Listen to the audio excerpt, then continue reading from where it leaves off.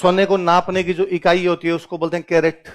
24 carat का सोना है, 22 कैरेट का सोना। वैसे आजकल तो सोने की बात ही नहीं करने। क्या भाव हो गया? 1,20,25 आज की रेट है। तू आज की क्यों देख के आई? आपके 2.5 लाख का नुकसान हो गया। कैसे? 2.5 लाख की चेन टूट के गिर गई और तेरे को हंसी आ रही है। बोला नुकसान में कौन हंसता है? इसका मतलब तू भयंकर पैसे वाली है। तो लगता है क्या फर्क पड़ता है सर? पापा थानेदार है, हाँ। और क्या हो रही? पापा थानेदार है, ठीक ठाक हो जाता है ऐसा। तभी यूं 2.5 लाख की चेन गिर गई। भाई साहब हमारी 2.5 लाख की चेन गिर जाए ना, 3 दिन रोटी नहीं पाए, है ना? अजीब से जग सुना सुना लगे टाइप फील आ जाए एकदम।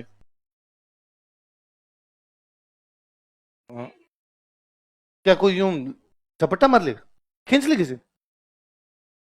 हाँ। अच्छा नॉर्मल गिर गया कोई चेन स्नेचिंग? नहीं नहीं नहीं नहीं, चेन गिरना और तुम्हारे गिरने में फर्क है। देखो ऐसे ऐसे तुलना नहीं हो सकती, ऐसा है ना? ये तुलना सही नहीं है। तो सोना तो अपरंपार जा रहा है। अभी कोई एक पुरानी मूवी का एक कोई शक्ति कपूर का एक, शक्ति कपूर को जानते हो तुम सारे?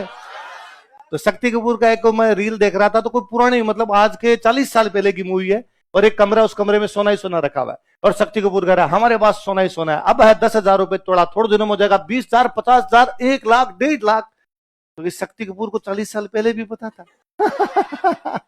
कि सोने की रेट क्या होने वाली है। तो लड़कियों तुम्हारे लिए दिक्कत होने वाली है ना? क्योंकि तुम्हें सोने से भयंकर प्यार है, नहीं है? हाँ?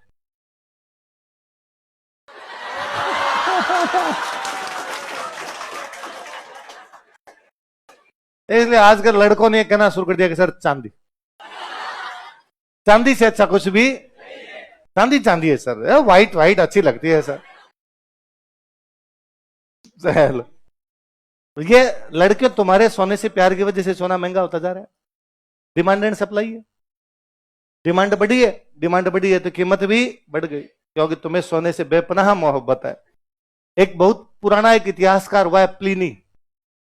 क्या नाम है? प्लीनी। प्लीनी बहुत पुराना, मतलब आज के भी देख लो, खूब 1000 साल पहले को, 3-4 हजार पहले का इतिहासकार हुआ प्लीनी। तो प्लीनी कहता है कि पूरी दुनिया का सोना पूरी दुनिया में घूमता है। क्या कहता है बताओ? लेकिन भारत में जाकर दफन हो जाता है। भारत में जाकर, भाई सोने का क्या करते लोग? सोना वस्तु खरीदने की थी, है ना? पहले जब नोट नहीं थे, सिक्के नहीं थे, तो सोना था कि मेरे को आपसे कुछ खरीदना है, कि मेरे को आपसे लकड़ी का गेट बनवाना, तो मैं आपको सोना देता, लकड़ी गेट बनवाता। आपको आगे कोई चीज बनाते आप सोना देते, तो सोना घूमता है। मैं आपसे लेता हूं, आप उसको देते हो, उसको देते हो, उसको देते हो। लेकिन भारत वाले सोना लेने के बाद किसी को देते, भारत में जाके क्या हो जाता है? दफन हो जाता है। एक कभी एक नाम सुना हो तो एक बड़ा फेमस कोट है कि जब रोम जल रहा था तब नीरो बांसुरी बजा रहा था। सुना है किसी ने?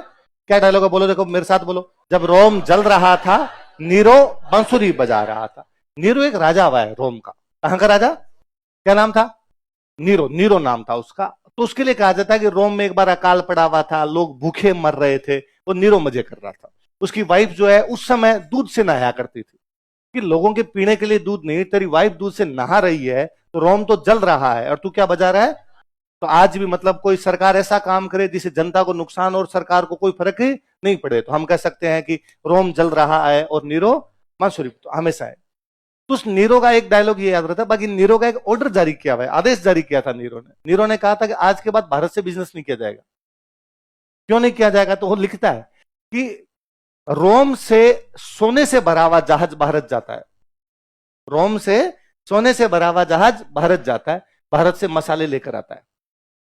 क्या लेकर आता है? तो इसका मतलब है कि मसाले यहां से जाया करते। काली मिर्च, काली मिर्च यूरोप में बड़ी डिमांड थी काली मिर्च की। काली मिर्च अपने यहां बहुत ज्यादा होती, तो अपने काली मिर्च लेके जाते। अब पूरी दुनिया में यह सिस्टम था कि जिसके पास जो चीज है वो दे दो और जो नहीं है वो ले लो। भारत वालों का था कि हम देंगे तो वो जो हमारे पास है, पर लेंगे केवल, और हमें कुछ ही नहीं चाहिए। इसलिए रोम वालों को काली मिर्च चाहिए, तो हम उनको कहते काली मिर्च देंगे, लेकिन तुम बदले में क्या दो? क्योंकि तो रोम से सोने से भरा हुआ जहाज भारत जाता है और भारत से काली मिर्च लेकर लौटता है, तो ये तो घाटा है ना। सोना देके क्या खरीद रहे हो? तो उसने कहा भारत से बिजनेस बंद करो, लेकिन काली मिर्च की डिमांड इतनी ज्यादा थी कि उसका व्यापार बंद ही नहीं हुआ और हम लगातार क्या लेते रहे। एक और राइटर का नाम आपने सुना, मेगास्थनीज। तो मेगास्थनीज चंद्रगुप्त मौर्य के दरबार में रहा था कुछ दिन तक। तो मेगास्थनीज जब यहां दरबार में रहा तो मेगास्थनीज ने लोगों से पूछा, इतना सुना यार, तुम्हारे यूं कानों में, नाक में, गले में, हाथों में, पैरों में, माथे में, सब जगह पहन के घूमते हो, महिला और पुरुष सारे, इतना लाए कहां से तुम लोग। अपने वाले ही जोरदार थे, किसी ने उसको ज्ञान दे दिया बेचारे को। तो उसने अपनी बुक में लिखा है कि भारत में सोने के अंडे देने वाली चींटियां रहती है। चिंटी, चिंटी समझ गए, कीड़ी, चिंटी समझ गए। तो मुझे लगता है अपने वाले किसी ने ज्ञान दिया होगा कि ये जो चींटियां ना कहा अंडे देती है, हम इकट्ठा कर लेते हैं उनको और उनसे सोना बना लेते हैं। सोने को लेके भारत में पहले से बहुत ज्यादा यूं रहा है, अब महिलाओं में और ज्यादा आ गया, इसलिए सोने की कीमतें लगातार बढ़ती जा रही है। सही बात है, गलत है? सही है, बढ़नी चाहिए। लड़कियों तुम्हें क्या लगता है? तुम्हारे ब्याह होंगे तब तक क्या भाव चला जाएगा है? कितना कितना लेके जाओगी तुम पीहर से, ये तो बता दो। 40 देगा 40 तोड़े का तो इंतजाम करके बैठिए। अभी मम्मी ने इकट्ठा कितना कर रखा है तेरी? 30 कर रखा है, तो मम्मी का 10 तोड़ा, 20 तो मम्मी ने इकट्ठा कर रखा है, 30 तूने इकट्ठा कर रखा है,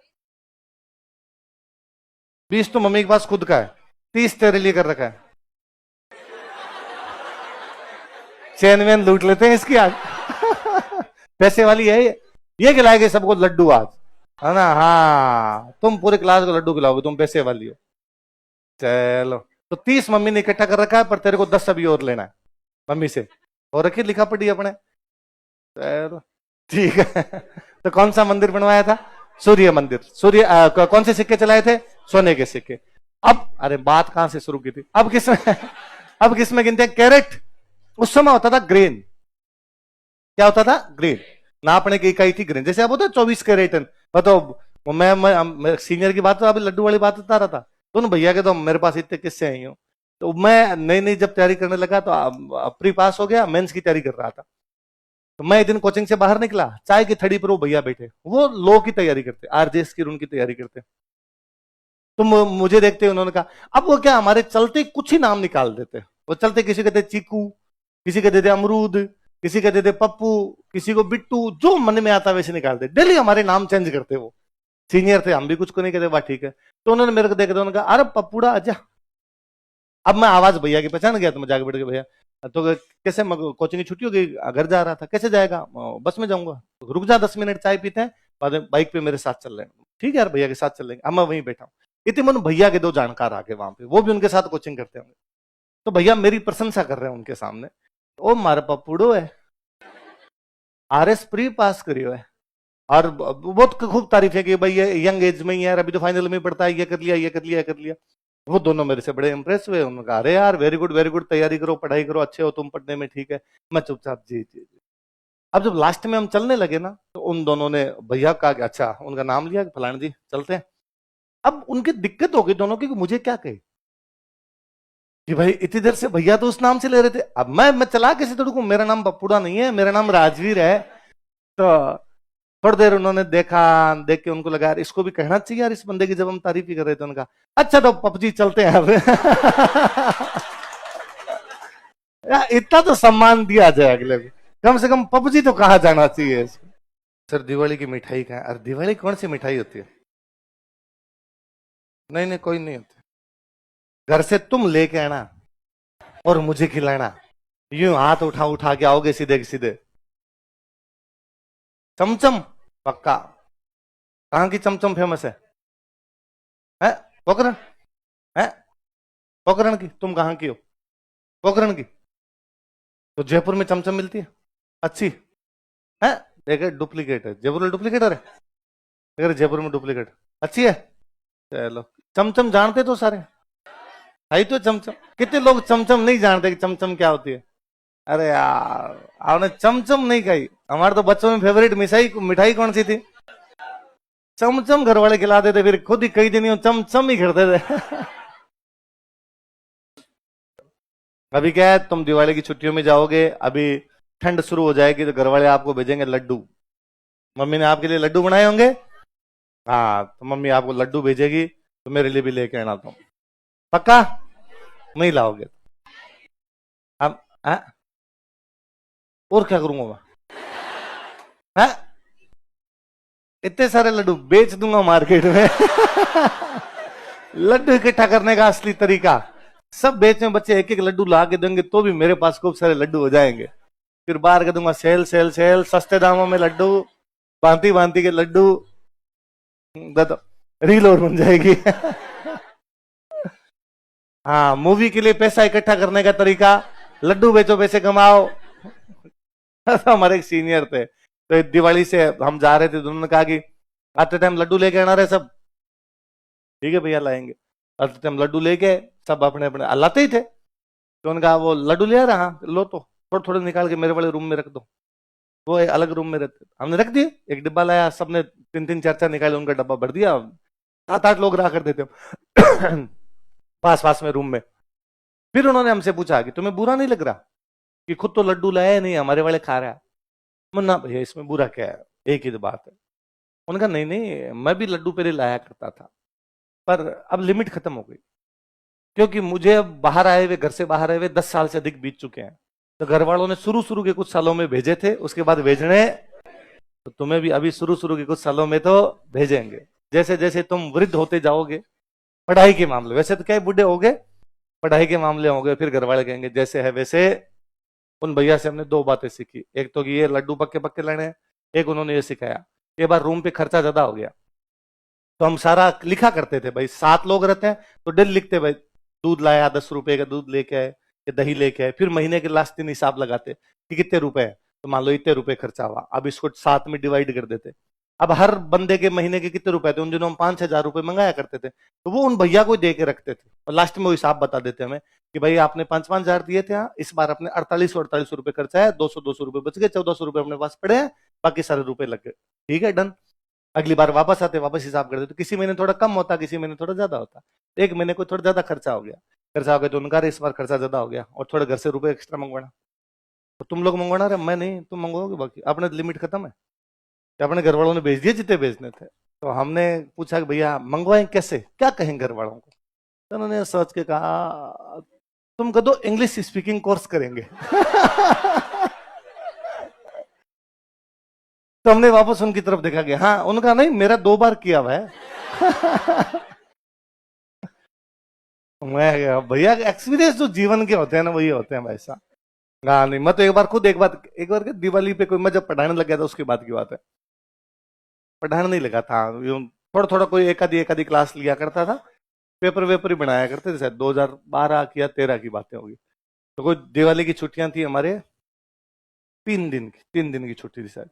तो मैं गया जिस दिन, जैसे मतलब कल किससे छुट्टी है तो आज गया। उस दिन तो मैं सुबह सुबह बीकानेर पहुंचा 4-5 बजे, घर पे जाके सो गया, 11-12 बजे उठा, उठ के थोड़े दोस्तों वोस्तों में मिल के आया। उस दिन दिवाली वाला दिन, अगले दिन एक दिवाली और अगले दिन राम राम, और एक छुट्टी और थी, राम राम के बाद की एक छुट्टी और थी। तो मैं राम राम वाले दिन थोड़ा और कोई जिनके घर पे जाना था, कोई रिश्तेदार वगैरह रहते हैं, कोई दोस्त रहते हैं, उनके जाके आया। मैं दोपहर के आसपास वापस आ गया। तो मैंने आके यूं रेंडम मम्मी से कहा, मेरी छुट्टी एक और पड़ी थी, मेरे मन में थी एक दिन और रुकेंगे, कल रात को अपने बैठेंगे फिर चले जाएंगे। तो मैंने मम्मी कहा, मम्मी मैं जयपुर चला जाऊं? तो मम्मी ने हाथों हाथ छोटे वाले भाई को फोन मिलाया कि वो जयपुर जाए, टिकट कराई। अपने लगा घर वाले कहेंगे नहीं एक दिन तो और रुक, कितने दिनों बाद आए। घर वालों ने ऐसा कुछ भी कहा। अब भाई साहब मैं उठ के आ गया। अब मेरी ये नहीं समझा जयपुर आकर करूं क्या, क्योंकि रूममेट तो कोई आए नहीं थे, हम खूब सारे लोग रहा करते थे। फिर नवीन जी से बात हुई, नवीन जी ने कहा भाई परसों एक टेस्ट लेना है तो वो पेपर बनवाना है, तो आप एक काम करो आज ऑफिस जाके पेपर बनवा लो। तो पेपर बनाने में 2-2.5 घंटे लगते हैं, अकेले आदमी का दिन कटे और नहीं। और उस दिन जब आपके दिमाग में तो ना छुट्टी है तो पढ़ने का मन भी नहीं करता कि भाई छुट्टी है, छुट्टी में क्यों उठाऊं मैं किताब, कल उठा लूंगा मैं बुक। फिर एक कोई सीनियर थे, मुझे पता चला कि वो भी गाँव नहीं गए, तो मैंने उनको फोन किया कि भैया आप यहीं हो? हाँ। तो मैं आ जाऊं आपके रूम पे, तो यूं को डिस्कस करना था पढ़ाई वढ़ाई का। आजा कोई दिक्कत नहीं। मैं गया तो मैंने जाते पूछा कि भैया आप दिवाली पर घर नहीं गए? उन्होंने वापस मेरे से पूछा किसके घर? मैं आपके घर? अपना कोई घर नहीं है, अपना घर दुनिया में बनाना बाकी है। भैया ने थोड़ी और फिलोसॉफिकल बातें की, अपना दिमाग थोड़ा शांत हुआ, 2-4 घंटे डोज ली, पढ़ाई वढ़ाई की बातें की, फिर वापस आके सो गया। अगले दिन से वापस रूटीन शुरू हो गया। तेरे साथ वैसे हुआ है ना कि तूने कहा होगा मुझे आना है, बैग वैग तो पैक नहीं कर लिया था तूने?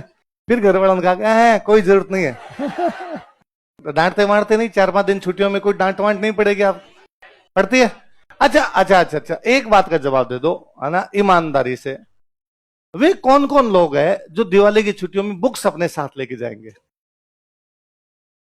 हाँ हाँ हाँ हाँ, नीचे हाथ कर लो। ठीक है, विद्या की सौगन खा कहता हूं, एक भी यदि हाथ लगा ले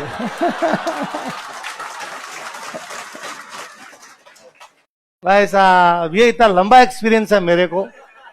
मैं 6 क्लास में था। हाँ हाँ, दिखा एग्जैक्टली exactly। मैं इसी बात, इसने कहा सर पढ़ने के लिए कौन कम वक्त लेकर जाता है, ये घर वालों को दिखानी है कि हम पढ़ते। मैं क्या 6 क्लास में घर से बाहर रहने लग गया था। तो जब भी छुट्टियां होती भाई, शुरुआत में हर संडे को चला जाता घर पे, नजदीक ही रहा करता था। फिर थोड़ा दूर पढ़ने के लिए चला गया तो हर 2 महीने में एक बार कोई रक्षाबंधन आई तो चला गया। 15 अगस्त, कोई 15 अगस्त तो क्या, रक्षाबंधन की, दिवाली की, होली की, ऐसी कोई छुट्टियां होती उन पे चला जाता। फिर जयपुर आया तो फिर थोड़ा और कम हुआ कि 6 महीने में गए, होली दिवाली पे गए तो कम होता चला गया। पर मैं हर बार बुक साथ में लेके जाता। तो मैं 12th में था उस साल, कोई बोर्ड के एग्जाम, तो फिजिक्स की, मैथ्स की बुक्स लेके गया। दिवाली की छुट्टियां थी, घर पे बैठ के निकालूंगा, मैथ्स कर लूंगा कंप्लीट, सेकंड फिजिक्स का पेपर तो कंप्लीट करके ही आ जाऊंगा घर से, ये तो वापस करने की आवश्यकता नहीं पड़ेगी। तो मेरी मम्मी ने मुझे बुला कहा कि तू 6ठी क्लास में पढ़ता था तब से बुक साथ में लाने लगा है, और मैंने तेरे को आज दिन तक कभी बुक्स पढ़ते हुए नहीं देखा। इसका मतलब तू हमें दिखाने के लिए लाता है। तो हमने देख ली और मान लिया कि तू पढ़ने में ठीक है, आगे से दोबारा ये बाहर उठा के लाएगा तो तुम भी लेकर जाना, पक्की पक्की लेके जाना। पर मेरा एक्सपीरियंस याद रखना, क्योंकि सास भी कभी